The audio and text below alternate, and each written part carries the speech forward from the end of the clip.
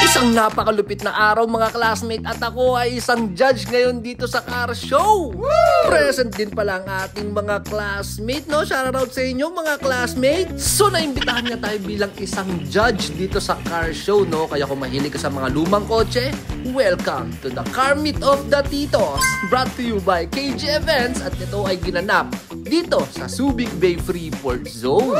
So sobrang nabisi tayo nung araw na to, kaya bahalang video na lang to, basta papakita ko sa inyo kung gaano kalulupit yung mga sasakyan. Simulan natin dito sa napakalumang Honor type Jeep na 1960s.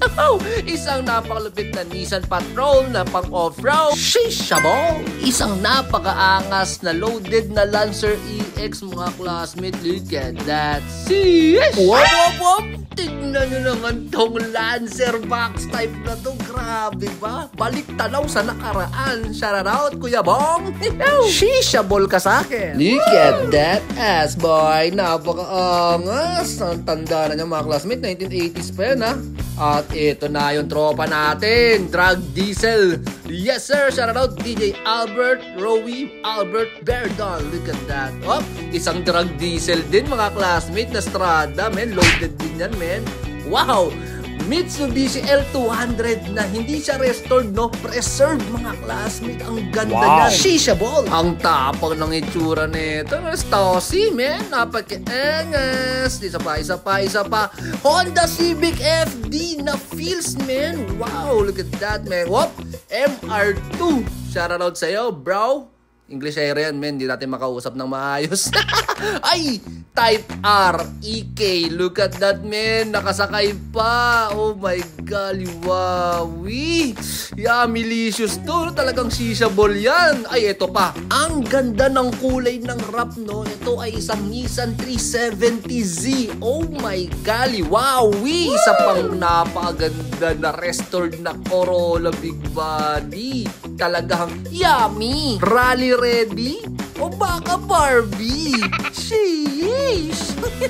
May nagbabaking pa na 1970s na Lancer. Grabe ka na, lolo. Eto nga pala ang kanilang pwedeng mapanalunan mamaya, no? Onte pa lang yan mga classmate. Parating pa yung ating mga trophy, no? Ang ganda, men. So, syempre, President si Georgie at syempre si Spider, hindi sila pwedeng sumali dahil ako nga yung judge, no? Bias yun, men. So, simulan na natin ang judging, no? Pasilip-silip pa si Kuya Brel dito sa Honda Civic FD, no? Napakaganda, side exit, men. Shishable.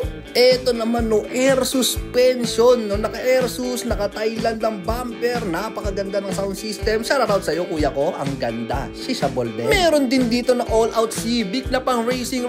Shoutout, no? Yummy-licious. Tapos nandito na tayo kay DJ Albert. Sipatin natin ang kanyang build dito sa kanyang Isuzu D-Max Drug Diesel. Talagang yummy-licious, shishable. Meron ding off-road build. Talagang pangbalagbagan sa mga putikan. Shoutout dito sa Nissan Patrol na to, no? At ito, not restored but preserved. L200 Mitsubishi Mama Miao. Sapakasarap nito, men. Talagang masasabi ko na yummy-licious at shishable. Kumpleto pa ng mga dokumento, men. Look at that.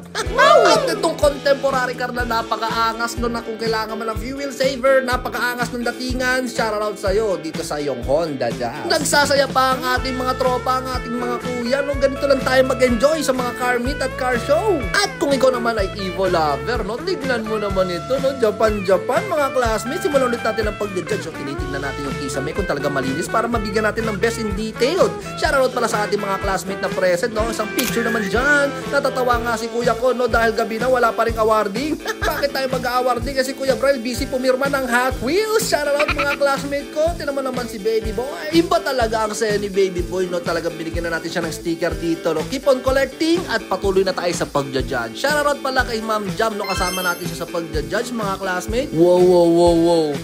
Honda Civic EK with matching true scale. Napakaganda, no? Na 1/64. Talagang sinilat ko maigi dahil gulat na gulat ako mga classmate. Parang hindi ginagamit. Shoutout pala dito sa classmate natin na nagpapirma ng kanyang protector, no? Benta natin niya kay Boss Toyo ng 1 million. Dumako naman tayo dito sa pangdiinan na box type na Lancer mga classmate, no? Restored, no? Shoutout pala dito kay Kuya Kubong, no? Ang ganda talaga.